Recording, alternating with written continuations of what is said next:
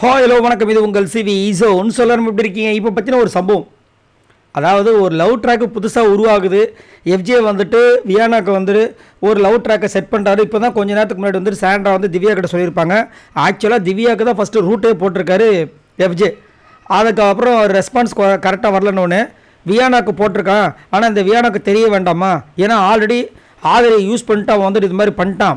இவன் வந்துட்டு இப்படி மாட்ட போகிறாள் தெரியலையே, வியானா பாவம் அப்படிலாம் பேசியிருப்பாங்க. சரிங்களா? இப்போ என்ன நடக்குதுன்னா செம ஷாக்கு. சூப்பராக டெஸ்ட் பண்ணியிருக்காங்க. நம்ம வியானாவை சூப்பராக டெஸ்ட் பண்ணியிருக்காங்க. எஃப்ஜே ஆஸ் யூஷுவல் நல்லா டெஸ்ட் பண்ணியிருக்காங்க. 2 பேர் வந்துட்டு அந்த கேமரா முன்னாடி வந்து நிற்கிறாங்க. ஹைட்டை செக் பண்ணுறாங்க. ஹைட்டை செக் பண்ணிட்டே இருக்கும்போது திடீர்னு பார்த்தீங்கன்னா டக்குன்னு தோல் மேலே கையை போட்டுறாரு எஃப்ஜே. ஒரு மூவ் பண்ண ஆரம்பிக்கிறார்.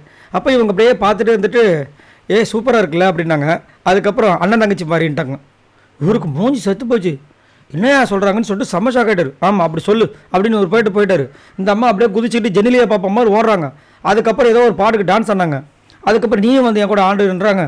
என்ன நடக்குது ஒன்றுமே புரியலேன்ற மாதிரி இருந்துச்சு. ஆனால் ஆக மொத்தத்தில் நம்மளை பைத்தியக்காரன் ஆக்கிடுவாங்கன்றது மட்டும் நிஜம். நம்மளை ஆக்குறாங்களோ இல்லையோ எஃப்ஜே ஆக்கிடுவாங்கன்னு நினைக்கிறேன். ஆனால் எஃப்ஜேக்கு தேவை தான். ஏன்னா இவர் வந்து ஒரு காதல் ட்ராக் வந்து ஸ்டார்டிங்லேயே போட்டு ஆதரவை வந்துட்டு ரொம்ப மோசம், அநியாயம். அந்த பொண்ணெல்லாம் அப்படியே சைலண்ட்டாக விட்டுருந்தா அந்த காதல் ட்ராக்கில் இல்லாமல் வந்தால் செம்ம மாதம் வந்திருக்கும். பாவம் அந்த பொண்ணு வந்துட்டு வெளியே போயிடுச்சு.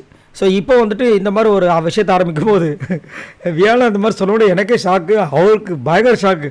ஏடா இவ்வளோ தூரம் வந்து பக்கத்தில் நின்று ஃபோட்டோ தோல் மேலே கை போட்டாப்புல, திடீர்னு பார்த்தா அப்படியே அண்ணன் தங்கச்சி மாதிரியே இருக்குல்ல அப்படின்ட்டு ஓட்டாங்க. செம்ம சிரிப்பு. சரி, இதை பற்றி உங்களோட கருத்தை சொல்லுங்கள்.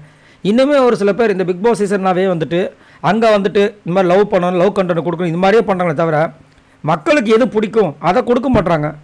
அதே மாதிரி எனக்கு இந்த போன சீசனில் வந்து ராணவ் நம்ம பவித்ரா கிட்ட வந்து பண்ணுற விஷயங்கள் ரொம்ப பிடிச்சது. அது அழகாக இருக்கும். அந்த மூமெண்ட்டே பார்க்குறதுக்கு ரொம்ப அழகாக இருக்கும். அந்த மாதிரி ஒரு அக்செப்டன்ஸோடு இருந்தால் பரவாயில்ல. பிடிக்காமல் போய் வேணுட்டுமே திணிக்கிறது எனக்கு பிடிக்கல. இதை பற்றி உங்களோட கருத்தை சொல்லுங்கள். பாய் நண்பர்கள்.